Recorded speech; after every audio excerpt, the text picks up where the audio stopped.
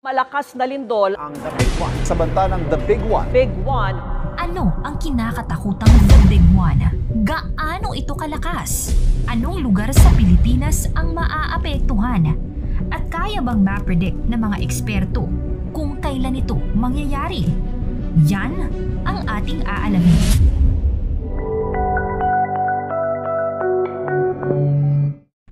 Ayon sa pag-aaral, maaaring gumalaw anumang oras ang West Valley Fault sa Metro Manila na isang mapaminsala at mapanirang lindol, kaya tinatawag itong The Big One.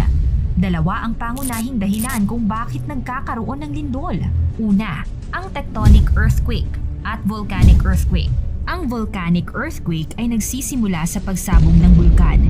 Sumasabog ang bulkan kapag gumalaw ang magma sa ilalim ng lupa o tinatawag na magma static pressure.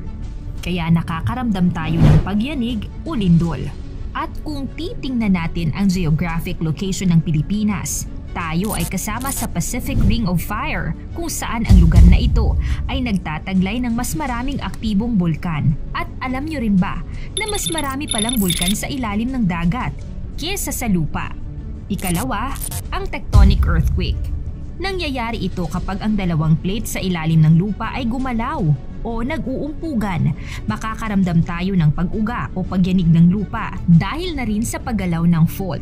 Sa Pilipinas, ang isa sa pinakamahabang fault line ay ang West Valley Fault, at kapag mas malaki o mahaba ang fault line, mas malaki at mas malawak din ang pinsala sa oras na ito ay gumalaw. Ang pinag-uusapang West Valley Fault ay ang The Big One ay may 7.2 magnitude earthquake ang lakas, at batay sa pagtaya ng Philippine Institute of Volcanology and Seismology or PHIVOLCS, sakaling gumalaw ang West Valley Fault na tumatahak mula sa taas ng Sierra Madre pababa ng Laguna, kung saan madadaanan ng eastern side ng lungsod ng Quezon, western side ng Marikina, western part ng lungsod ng Pasig, eastern part ng Makati, at mga bahagi ng Taguig at Muntinlupa. Posibleng 7.2 magnitude na lindol ang maaaring maranasan ng mga taong nasa lugar na ito. Hindi katulad ng mga dumadating na mga bagyo, ang lindol ay hindi forecasted. Hindi kayang i-predict kung kailan magaganap ang isang lindol. Subalit, pwede umanong tansahin ang lakas ng lindol na pwedeng tumama sa isang lugar base sa haba ng fault. Sa ngayon ay wala pa ring scientific instruments na maaaring makapag-forecast kung may darating bang lindol.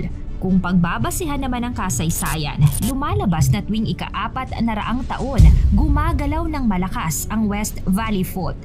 Taong 1658 o 365 years ang nakalipas ay tumama ito. Ibig sabihin, malapit na ang sinasabing The Big One. Ang 7.2 magnitude na lindol ay kakayaning paugain o payugyugin ang kalupaan kahit pa ito ay daang kilometro ang layo, na nangangahulugan lamang na ang buong Metro Manila, maging ang mga karatig na mga probinsya, ay posibleng maapektuhan din. Ang kalupaan ay posibleng maapektuhan ng liquefaction. Isang proseso ito kung saan ang mga sandy sediments ay kumikilos ng kagaya ng liquid o tubig. Nagiging mahina ito at posibleng makaguho ng mga kabahayan at mga gusali at maging mga sementado mang mga daanan. Ang mga lugar naman na malapit sa katubigan kagaya ng dagat, ilog at iba pang anyong tubig katulad ng Marikina Valley hanggang pababang Manila Bay at lahat ng mga coastal cities sa kalakhang Kamaynilaan, maaaring magkaroon ng tsunami. Matatanda ang sinasabi na ng PhilVox noong una na ang The Big One ay posibleng tumama sa Metro Manila at mga karating lugar nito anumang oras. Sa lakas nitong 7.2 ay kaya umano nitong makapag-iwan ng tinatayang nasa 100,000 na kataong injured o sugatan, o kaya ring kumitil ng nasa 34,000 na mga tao. Ilang malalakas na lindol na rin ang tumama sa ating bansa. Isa na nga dito noong 2013 na tumama sa Bohol or Bohol Earthquake. Sa hindi inaasahang pagkakataon, niyanig ng 7.2 magnitude ang lugar ng Bohol at humigit kumulang 150 katao ang pumanaw. Maraming gusali at mga simbahan ang bumagsak at nasira at mahigit 3 milyong pamilya ang naapektuhan.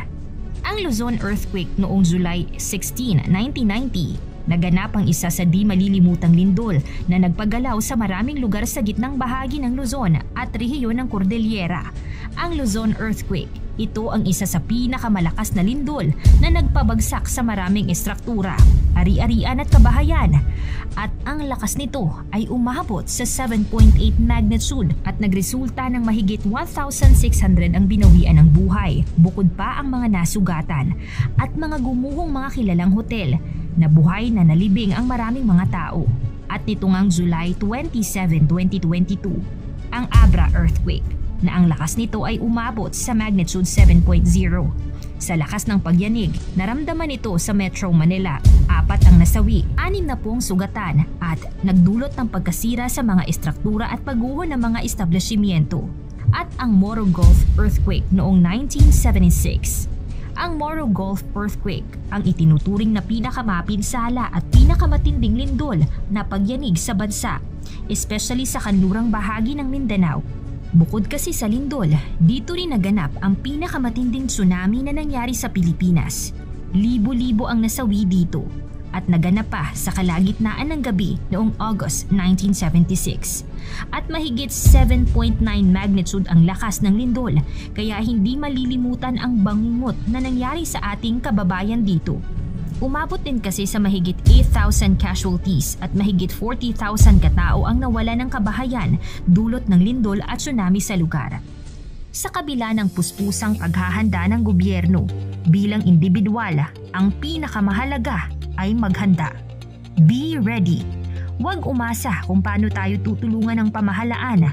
Bagkus, tayo ay tutulong sa gobyerno sa pamamagitan ng mga simpleng bagay, tulad ng pag-alam sa mga lugar na may fault line.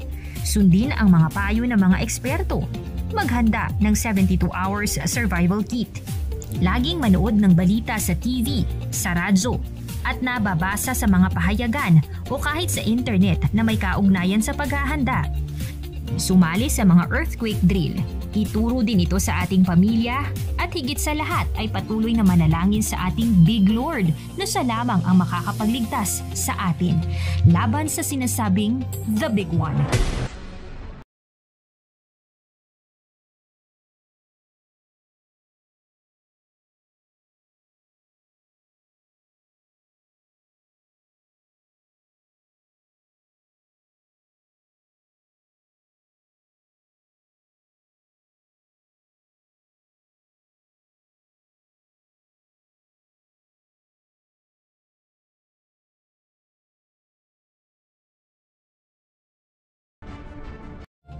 Patuloy na mag-ingat mga kasoksay. Maraming salamat at God bless.